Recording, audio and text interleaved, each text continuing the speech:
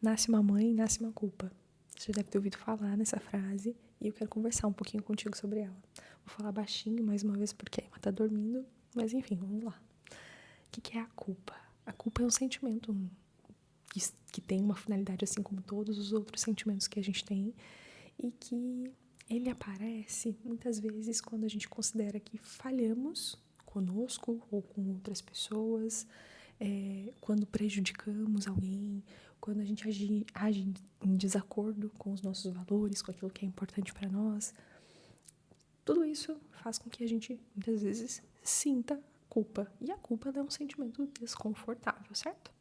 Só que o que acontece? Muitas vezes no automático, quando a gente percebe um desconforto em algumas situações, automaticamente a gente acaba rotulando isso como culpa, sem parar para pensar, para olhar um pouquinho mais a fundo para esse sentimento, para esse desconforto, sem parar para olhar para o contexto ao nosso redor.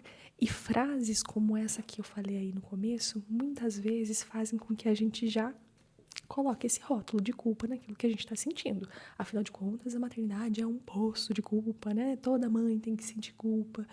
Então, é muito automático que a gente coloque esse nome para aqueles desconfortos que aparecem em algumas situações, certo? Só que se a gente parar para pensar que a culpa, ela tem a relação com uma falha, vamos dizer assim, nossa, com relação às pessoas ao nosso redor ou com a gente mesma, quando a gente rotula de culpa um desconforto que muitas vezes é inerente a alguma situação, ou seja, tem situações na nossa vida que elas vão causar desconforto. Independente, não tem relação de causalidade com aquilo que a gente está fazendo ou deixando de fazer. E, por exemplo, né, uma mãe que vê seu filho chorando, ela vai sentir um desconforto muitas vezes. E não necessariamente esse filho está chorando por algo que ela fez ou deixou de fazer, certo? Ou seja, ela não tem culpa. Agora, se a gente no automático chama esse desconforto que a gente está sentindo de culpa, principalmente quando a mãe passa, por exemplo, voltar a fazer coisas para si, né? Vamos dar um exemplo, ela passa a voltar a ir para academia, fazer uma atividade física, a sair com as amigas, a retomar um hobby. A gente tende a diminuir muito a frequência desse tipo de comportamento ou eliminar ele completamente.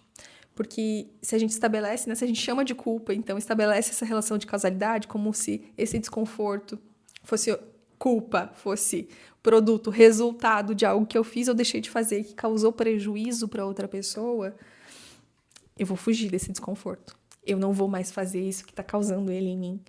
E quando a gente faz esse movimento, a gente deixa muitas vezes de ter ações de autocuidado que podem, inclusive, ajudar a gente a ser mães melhores, por exemplo, né? Quando a gente cuida da gente, quando a gente faz atividade física, quando a gente cuida da nossa saúde, do nosso bem-estar, da nossa autoestima, conseguimos estar mais presentes e mais felizes, mais realizadas nas nossas relações. E podemos, inclusive, ser um modelo para os nossos filhos, né, disso tudo.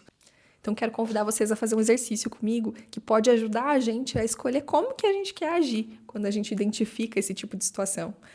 Que é um exercício muito simples, que a gente faz praticamente aí toda a sessão de terapia, né?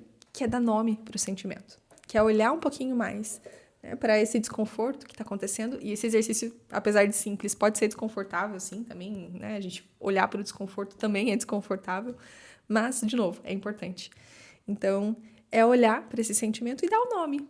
É culpa mesmo que eu estou sentindo? Ou será que é outra coisa? É o incômodo de estar longe do meu filho? É incômodo de saber que ele está chorando e eu não estou ali, né, para acolher ele? Tem que ser outra pessoa, enfim, né? Que é isso que eu estou sentindo?